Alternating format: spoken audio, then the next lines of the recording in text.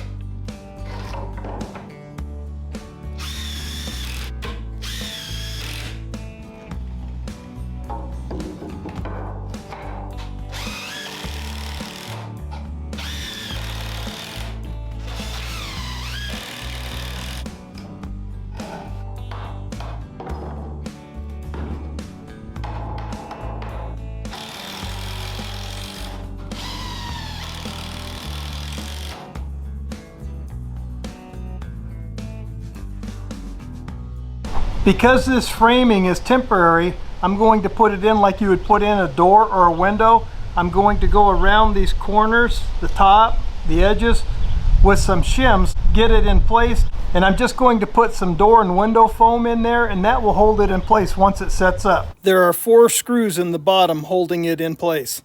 This is temporary. The window and the door are going to be used in our cabin, but we went ahead and got them now just to put them in here for temporary shelter.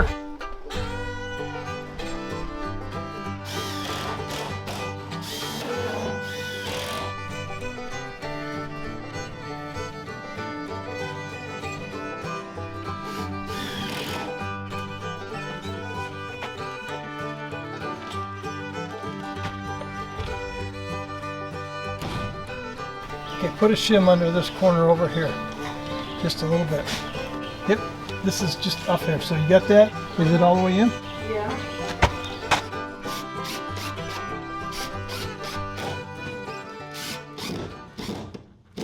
I caulked this window around the outside edge instead of the inside edge like normal. That way it'll come out easier. Well, we got this thing done in a day, including the drying of the paint, so it's ready to use for our temporary shelter while we build the cabin. We even have 12-volt strip lighting that runs off my 18-volt Makita batteries. I'll leave a link to the video where I built this, but you can use these with just about any battery tool batteries. I hope you enjoyed the building of this temporary shelter out of this shipping container. This was a pretty simple build because you're working with a container that's already square. This is considered a new or a one-trip container, and to bring it up here from downstate with the cost was about $4,000. You can get good used ones for about half that cost. The materials to close that in were about $800, with the door and window being almost $600. And using the construction screws, I can take this all back apart and every bit of it can be used in the cabin build. And when we're done, we can take all the tools out of the cabin and put them back in here and tear the old cabin down. And now back to clearing some more brush. Well, I hope you all enjoyed this video on building temporary shelter and that you're not too disappointed that we decided to build the new cabin. It's a little bittersweet, but hey, I'd rather err on the side of caution. Hi, welcome to our little temporary shelter while we work on our cabin up here. It's simple and it's cozy. Hey, it keeps us out of the rain, keeps us dry, keeps the mice and the bugs away. Yes, I hate the mice. If you enjoyed this video, give it a like and share it with your friends on your social media page. Thanks again for watching. Make your life an adventure, and God bless.